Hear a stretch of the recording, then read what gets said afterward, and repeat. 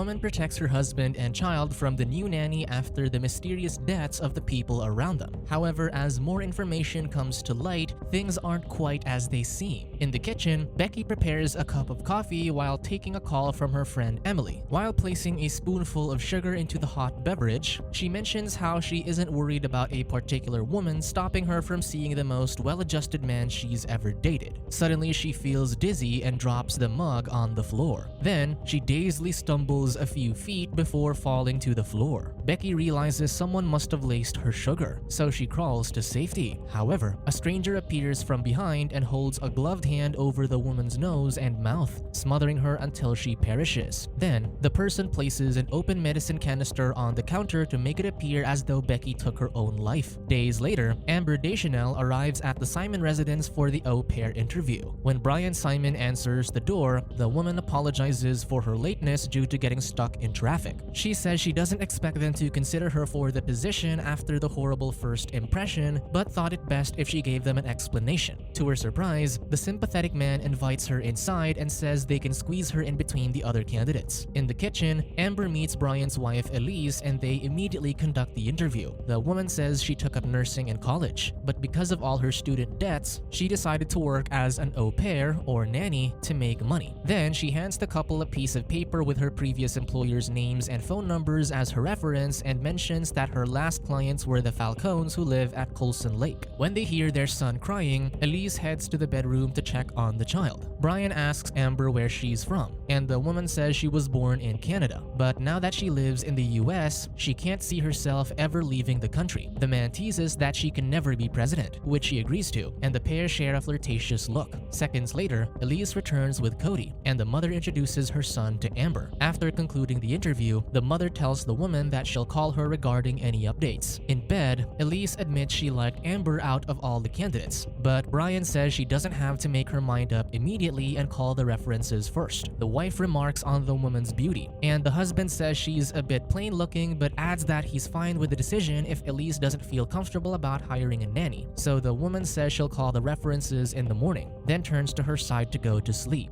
Brian tries to initiate lovemaking, but Elise doesn't reciprocate, and he assumes she still hasn't forgiven him for a past betrayal. The next day, Brian's co-worker Vance happily informs him that they got the Virtue Ed account, and the men joyfully jump around the break room. Vance thinks they should celebrate tonight, but to his disappointment, Brian calls his wife to tell her the good news. Elise informs her husband that she called Amber's references, and they all gave glowing reviews about the nanny. The next day, the newly hired au pair arrives early and catches Brian in the middle of his workout in the garage. The man says Elise and Cody are at their mommy and me self-defense group, and then he helps carry her luggage into her room. When she sees the room, the nanny says it's bigger than her last apartment in New York. Confused, Brian says he thought she last lived in Colson, so she quickly adds that she lived in New York before then. Seconds later, Elise arrives and says she needs to show her husband something in the living room. There, she shows the man a hidden nanny cam in a picture frame. That night, the couple makes love, but to Elise's horror, she sees Amber standing by the bed watching them. Eventually, she wakes up and realizes it was just a nightmare. The next day, in the art gallery she owns, Elise tells her business partner Lori that they finally decided to hire a nanny. The friend says she's glad the woman's finally moving on from Brian's infidelity, and adds that even if the husband cheated, he's still better than most men. Suddenly, Mr. Dutros arrives to remind the women about his offer to buy the building they're leasing, hoping to turn it into a condominium. Elise says the answer is still no, so before he departs, the man leaves them with a threatening message about incurring his anger. Later at the playground, Elise suggests postponing the party at their house until the au pair becomes acclimated. Still, Brian says it'll be fun having someone else watching Cody while they enjoy themselves. During the party, the mother grabs drinks from the fridge, but when she looks out the window, she sees Amber looking back,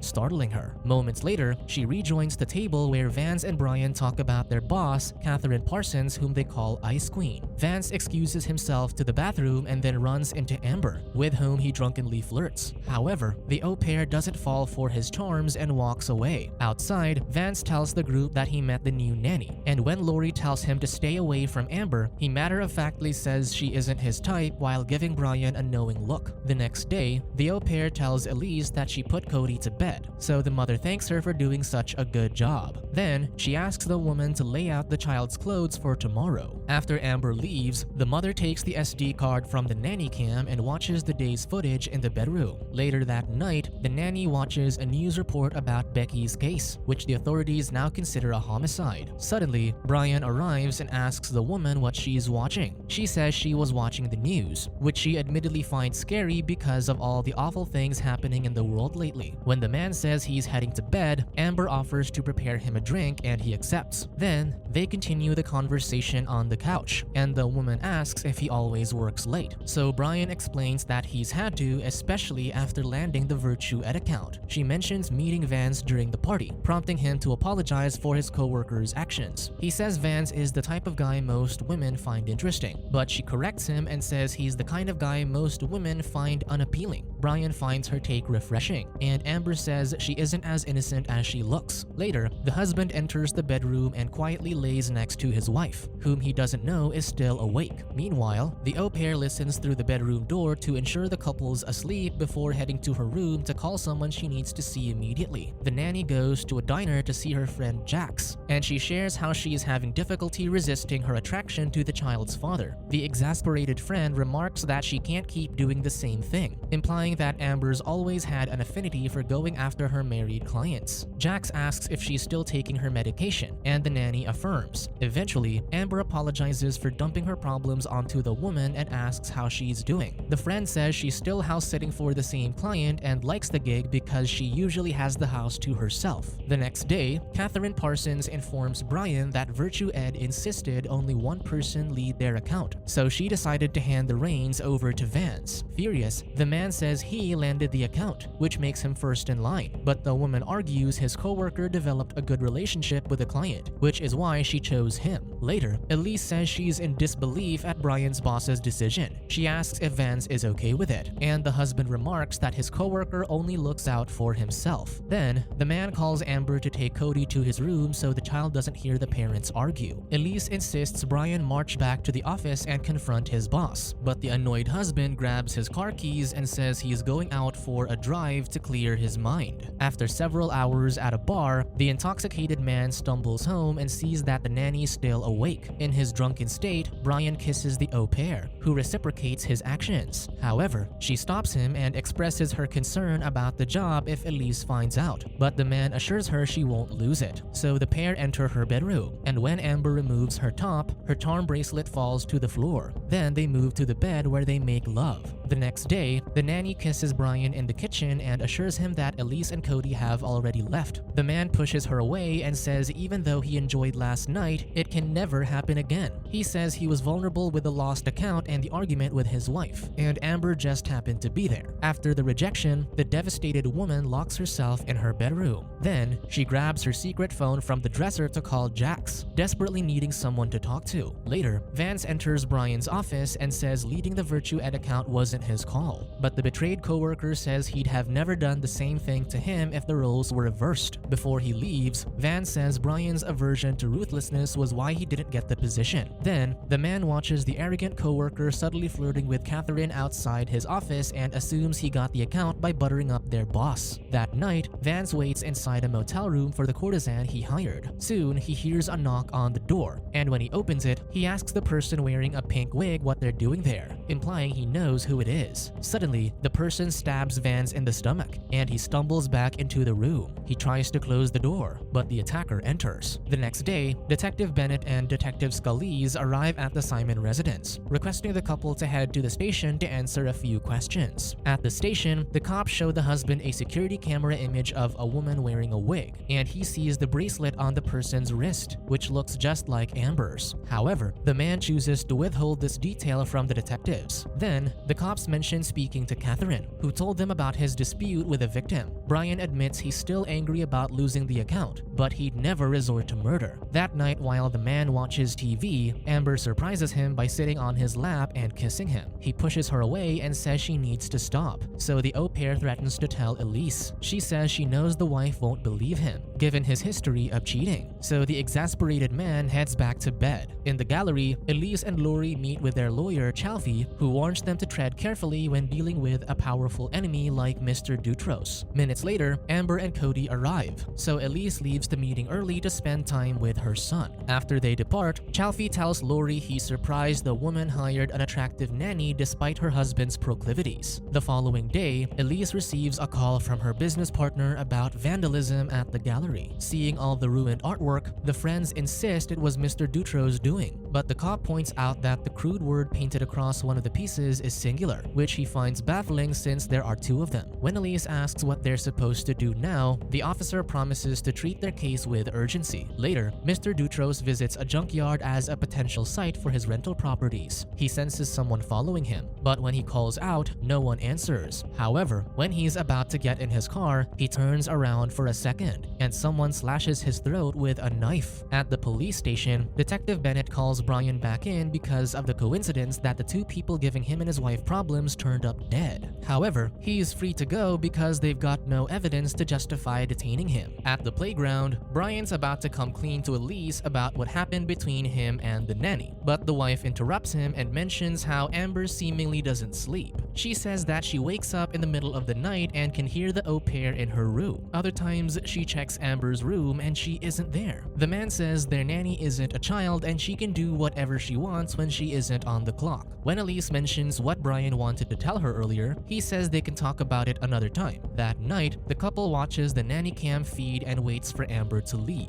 Elise follows the nanny to a house, where she sees her frantically knocking on the door until a woman lets her in. Then, she eavesdrops on Jax and Amber's conversation, where the au pair rants about why she keeps falling for her married clients when all she's ever wanted is a normal life. So Elise returns home, removes her necklace, and places it in her jewelry box. Then, she tells Brian that the au pair was just visiting a friend. The next day, the woman returns to the house and meets Jax. She asks to speak to her about Amber, reasoning that she only needs information for her family's safety. Inside, Jack says they grew up in the same orphanage because Amber lost her family in a car accident. When Elise gives her a confused look, the woman says she thought her friend told the employer this information before she was hired. Jax adds that Amber had an inappropriate relationship with her foster father. Eventually, Elise thanks the woman and promises not to tell the nanny about their conversation. After the guest leaves, someone knocks on Jax's door, but when she goes to check, there's nobody there. However, when she turns around, she sees the patio doors open, and suddenly, someone from behind incapacitates her with a taser. In the house, Elise calls the nanny's reference again, but she hears a phone ring from another room. She follows the sound to the au pair's room and finds the secret phone in the dresser. So she calls Brian and tells him that Amber faked her references. She thinks the nanny asked her friends to pretend to be former clients and give glowing reviews. Elise tells her husband to come home to confront the au pair together. Later, Amber and Cody arrive, so the mother takes the child to his room. In the kitchen, the nanny sees her phone on the counter and realizes the woman knows she lied on her resume. When Elise returns, Amber tries to explain, but the mother doesn't want to hear her excuses. The employer accuses her of killing Vance and Mr. Dutros and says she's going to jail. When the nanny tries to leave, Elise uses her self-defense training to knock her out. Then she strangles the au pair, but Brian arrives and stops his wife from ending the woman's life. While the couple's distracted, Amber scrambles to her feet and escapes. At the station, the cops inform the couple that everything the nanny told them about her background was a lie. With all the circumstantial evidence, they say they have no reason to believe that Amber didn't commit the murders. 6 months later, Brian digs a hole in the backyard for new plants. While shoveling, he finds his wife's jewelry box buried in the dirt, and when he opens it, he sees Amber's charm bracelet inside. Suddenly, Elise acknowledges that he now knows she was behind everything. She picks up the bracelet and says adding it to her disguise was a nice touch since it incriminated the nanny. The wife admits she killed Vance because he stole the husband's account, and Mr. Dutros deserved what was coming for him. Then, Elise reveals she also murdered Becky, the woman Brian had an affair with. The deranged woman admits the only person she felt terrible for killing was Jax, but she couldn't risk leaving any loose ends. Brian says Elise ruined Amber's life by making her take the fall for the crimes, and the wife says she knew the nanny was the perfect patsy from the first time she met her. When the man asks what he's supposed to do next, the woman says he can either tell the police the truth and ruin their family or play along with her plan and have the perfect life. Later, Brian hands the bracelet over to Detective Bennett and says he found it while they cleaned out the nanny's room. After the man leaves, Detective Scalise informs his partner that the judge signed the arrest warrant for the Simons. When Brian returns home, he finds an envelope addressed to him and his wife at the front door. Inside, they find a USB flash drive, so Elise plugs it into her laptop. To their surprise, it contains a video from Amber, who tells them she knew about the nanny cam from the beginning. The au pair says that just as Elise had suspicions about her, she also had suspicions about the mother. When Vance and Mr. Dutros perished, she figured out the woman's plan to place the blame on her, so she changed the thumb drive on the nanny cam with her own. Amber says she didn't hear about Jax's murder until weeks later, and 2 witnesses claimed seeing a woman wearing a black hoodie leaving the house. So after checking the nanny cam footage, she saw Elise returning to the house wearing a black hoodie within an hour of the pathologist's estimated time of death for her friend.